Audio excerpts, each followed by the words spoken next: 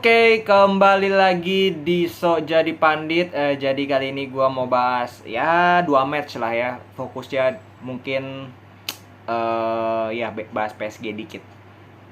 Ada Real Madrid berhadapan dengan Al Ahly di semifinal Club World Cup, FIFA Club World Cup, Piala Dunia Antar Klub, dan juga ada Manchester United berhadapan dengan Leeds United. Kita mulai dulu dari Real Madrid.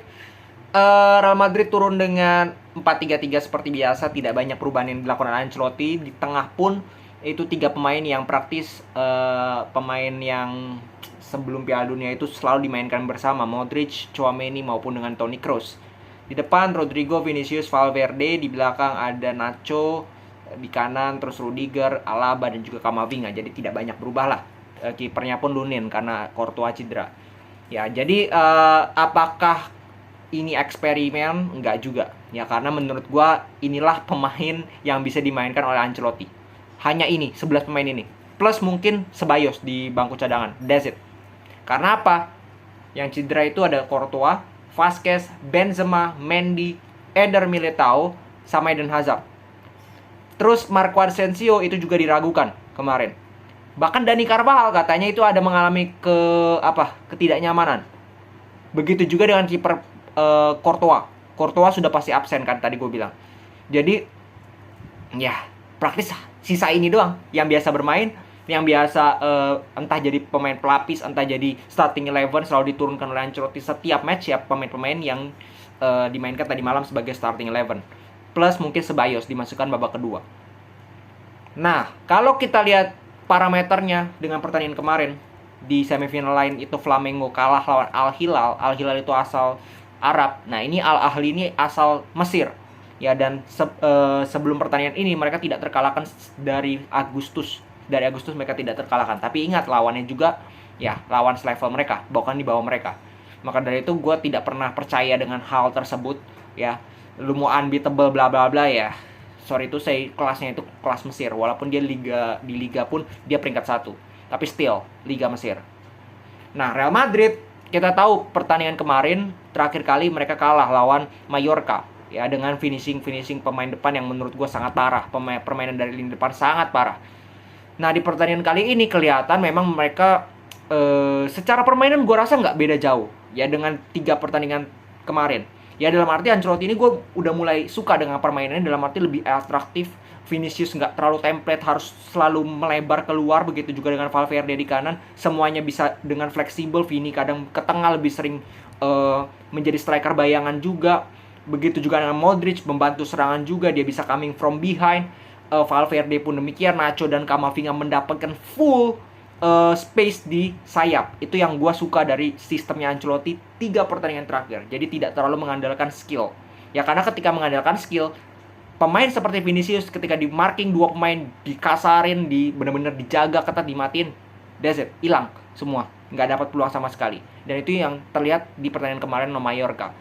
Vinicius dihajar sini sana, ya Vinicius nggak bisa ngapa-ngapain karena ketika dia di cover 2-3 pemain, Vinicius ini nggak mau passing. Dia mencoba lewati pemain sebanyak mungkin yang dia bisa lewati, tapi nggak kelewat. Ya, karena performanya pun bisa gue katakan drop setelah Piala Dunia. Nah, kelihatan memang space itu didapatkan oleh Madrid. Madrid begitu nyaman, ya begitu nyaman memanfaatkan space di lini pertahanan Al Ahly yang menurut gue sangat jelek ya. Al Ahly ini benar-benar jelek. Ya, beruntung mereka hanya kebobolan 1 gol di half time. Ya, kena tiang Rodrigo, terus finishing depan gawang Vinicius juga masih melebar. Ada beberapa peluang juga, setengah peluang yang bisa didapatkan oleh Real Madrid, tapi sayang tidak bisa menjadi gol. Nah, di babak kedua, gol cepat dari Federico Valverde itu kan hasil rebound juga ya dari Rodrigo. Ya, mampu di save Valverde di situ. Itu gol cepat. Ya, gol cepat. Mungkin fokusnya Al Ahly masih belum berada dalam fokus yang baik dari para pemain. Nah, terus ya Al Ahly bisa cetak gol menit 65, itu pun penalti ya. Nggak terlalu berpengaruh. Secara defense pun Madrid sebenarnya gua katakan sempurna nggak juga. Ya, beberapa kali ada momen di mana pemain-pemain dari Al Ahly ini mendapatkan peluang. Ya, dan beruntung Lunin juga masih cukup sigap di lini pertahanan. Ya, dilakukan 4 save. Ya, ada beberapa save yang cukup krusial kalau gue bilang. Jadi defense Madrid ini juga masih dalam tanda kutip tidak terlalu aman karena ini masih kelasnya itu menurut gue lawannya terlalu lemah ya Al Ahly. Dan Modric dapat penalti gagal juga, jadi ya mau gimana gitu. Beruntung dia bisa Madrid bisa cetak gol ketiga, kill the game menurut gue di menit 92. Rodrigo itu asisnya world class asis kalau menurut gue dari Dani Ceballos, bermain kombinasi dua pemain aja cukup untuk merobek lini pertahanan dari Al Ahly, benar-benar sangat luar biasa. Dan ditutup oleh golnya Sergio Arribas. Sergio Arribas ini pemain muda zamannya Zidane, itu dia sempat dijadikan pemain juga ya, diangkat lah ke tim senior Real Madrid. Ya, Sergio Arribas itu baru masuk menit 97, dia cetak 98, 47 detik kalau nggak salah. Itu rekor gol tercepat sebagai pemain pengganti. Tapi itu pun sudah ya ibaratnya gol keempat, udah pertahanan dari Al Ahly juga udah nggak sekokoh di menit awal gitu. Ya, tapi that's good. Ya, Real Madrid harusnya bisa menang jauh lebih besar dengan skornya jauh lebih besar. Mereka punya 8 big chances, hanya 3 yang berhasil mereka ciptakan gol, 5-nya gagal. Jadi bayangkan kalau 5-nya itu berhasil, skornya berapa. Sedangkan Al Ahly hanya mempunyai 2 big chances, hanya 1 yang mereka gagal. Artinya kalau itu pun gol, hanya mereka bisa cetak 2 gol doang. Shots pun Madrid unggul, walaupun Al Ahly cukup banyak melakukan shots yang seperti tadi gue bilang, ada beberapa momen di mana mereka mendapatkan peluang-peluang, mereka bisa shots ke gawang Madrid. Ya, beruntung Rulinnya jago pertama, yang kedua kualitas pemainnya Al Ahly ini ya kayak gitu, sesimpel itu. Ya, jadi ini kemenangan yang penting untuk Madrid. Sebenarnya trofi ini menurut gua harusnya Madrid tuh merem bisa dapat, karena kalau lihat lawannya itu ya nggak ada yang seimbang dari Real Madrid. Ya, yang bahaya itu yang tadi gue bilang di awal, efek cederanya itu parah. Ya, pemain-pemain seperti yang tadi gue sebut, Courtois, Mendy, Benzema, Militao, ditambah Marco Asensio, Carvajal, itu penting. Kalau sampai mereka cedera, apalagi Vinicius, wah itu bahaya. Ya, bahaya sekali karena kedalaman skuad Madrid itu sangat buruk menurut gue. Ya, jadi ya berharap-harap aja nih sebagai fans Madrid, jangan sampai pemain ada yang cedera, itu aja. Kalau itu bisa dijaga, gue lihat dari permainan sih sudah mulai lumayan konsisten ya. Dari permainan, bukan dari hasil. Dari permainan sudah mulai konsisten.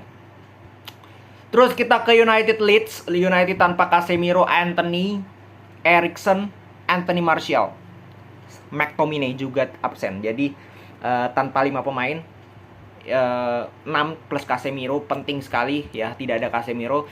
Yang dimainkan itu adalah di belakang itu Luke Shaw, Martinez, Varane, Dalot. Di tengah ada Sabitzer dengan Fred. Di depan ada Garnacho, Bruno Fernandes, Rashford, dan juga Weghorst. 4-2-3-1. Leeds pun bermain dengan 4-2-3-1. Leeds ini baru pecat pelatih Jesse Marsch. Ya, itu juga dipecat. Jadi dia menggantikan Bielsa kan musim baru ini. Terus dia dipecat lagi karena hasilnya itu nggak baik untuk Leeds. Leeds itu ada di peringkat ke-16. Jadi hampir degradasi juga, bisa gue katakan seperti itu. Nah, Leeds itu dilatih oleh siapa? Dilatih oleh 3 staff. Ya, salah satunya adalah Michael Skubala. Ini adalah staff pelatih, bukan pelatih head coach ya, tapi staff pelatih dari Leeds United. Jadi Leeds United bertandang ke Old Trafford tanpa pelatih kepala. Bagaimana permainan dari United tanpa Casemiro, tanpa Eriksen? Kelihatan di tengah mereka sangat sulit untuk mengembangkan permainan dari tengah. Ya, bahkan kelihatan di awal-awal itu Leeds bisa cetak gol cepat itu bukan karena De Gea yang jelek atau gimana. Lini tengahnya itu terlalu kosong. Ya, Fred itu kalau gue lihat Wilfried Gnonto ini tidak di pressing sama sekali, tidak mendapatkan tekanan dari para pemain United yang cukup banyak ada di kotak penalti, tapi tidak ada yang melakukan pressing atau melakukan sliding tackle, coba untuk memblok bola tersebut, nggak ada sama sekali. Ya, 1-0. Nah, yang menurut gue agak dibantu juga United itu ada 2 pemain yang cedera dari Leeds di menit 8 dan menit 23. Itu Sinisterra sama si Pascal Struijk itu cedera, digantikan Junior Firpo. Kita tahu Junior Firpo ini, aduh ampun, ini pemain dari mana, gue juga bingung, mantan pemain Barcelona. Itu sangat ngaruh menurut gue ya. Dan setelah itu pelan-pelan United mulai untuk melakukan serangan, tapi serangannya menurut gue nggak kreatif ya, tidak sekreatif pada saat ada Casemiro, pada saat ada Eriksen ya. Itu ngaruh sekali ya, ujung-ujungnya crossing ya, mungkin ada peluang, setengah peluang besar itu gue mungkin catat cuma 1 ya, itu si siapa, Garnacho itu, aduh ampun, udah lewatin kiper. lu nunggu apa lagi, peluang kayak apa lagi yang lu perlu dapatkan, tapi masih bisa di clearance oleh pemain belakang dari Leeds ya, di goal line clearance lah ibaratnya. Ya itu menurut gue peluang besar di babak pertama. Mungkin Sabitzer depan gawang, tendangan yang melebar jauh ke atas ya, itu nggak bisa dihitung. That's it babak pertama. Babak kedua 3 menit baru mulai Rafael Varane buat gol bunuh diri. Ya, buat gol bunuh diri sehingga membuat skor itu 2-0. Wah, 2-0 ini kalau MU musim lalu selesai. Ya, kemungkinan selesai. Karena kalau kita lihat kualitas pemainnya itu, performa pemain individual itu jauh. Ya, musim lalu mungkin ya De Gea sama Ronaldo doang yang perform, sisanya itu underperform sekali, apalagi Rashford. Nah, berbeda musim ini, Rashford pun ya nggak main bagus di pertandingan kali ini, tapi still dia punya ketajaman, dia punya efektivitas, dia sedang dalam top performa. Ya, dalam arti butuh sepersekian peluang untuk bisa cetak gol. Ya, Jadon Sancho masuk menit 59 menggantikan Weghorst. Garnacho diganti oleh Pellistri. Nah, mulai menit 59 ini karena mereka sudah tertinggal 2-0 juga, mau nggak mau mereka harus all out. Ya, mereka harus all out. Dan memang kelihatan lebih berbahaya masuknya Sancho, masuknya Pellistri, dan kembali lagi Wout Weghorst yang diganti oleh Sancho membuktikan kualitasnya. Ya, memang sebaiknya MU hanya mungkin meminjam dia, atau kalau mau dikontrak permanen jadi cadangan kayak super sub kayak Luuk de Jongnya Barcelona. That's it. But MU definitely butuh striker yang jauh lebih bagus daripada Wout Weghorst menurut gua. Terus Marcus Rashford ya tadi seperti gua bilang, lewat crossing dari Dalot, bam 1-2. Setelah itu menit 70, bam 2-2. Itu pun ya come on, kita objektif ya. Kiper bagusan dikit itu ketangkep, minimal jangan ketangkep deh, minimal ketepis itu benar-benar nggak ke pojok pertama, ke arah kiper masih bisa lepas. Jadi nggak tahu lah Meslier ini kayak apa ini kiper, walaupun dia lakukan cukup banyak save di babak pertama ya, tapi ya gol Sancho itu harusnya nggak boleh gol itu kiper kayak gitu. Habis itu ya mainnya nggak ada banyak peluang lagi yang bisa didapatkan oleh kedua tim, dan MU akhirnya harus puas bermain imbang 2-2. Comeback yang menurut gue bisa membuat fans MU mungkin lega sedikit ya. Minimal mereka nggak kalah. Ya itu penting. 1 poin menurut gue cukup penting. Ya karena mengingat klasemen sementara, kalau mereka kalah, seandainya kalah, mereka bisa disalip oleh Newcastle. Karena Newcastle punya 40 poin, sedangkan MU sekarang dengan hasil imbang ini 43 poin. Nah, kalau Newcastle menang pun di pertandingan sisa ya, mereka bisa naik sebenarnya ke peringkat 3 karena secara goal difference mereka menang lawan United. Cuman kan poinnya sama ibaratnya. Jangan sampai kalau kalah kan mereka berarti beda 1 poin. Itu yang akan membuat United posisinya lumayan akan terguncang di situ.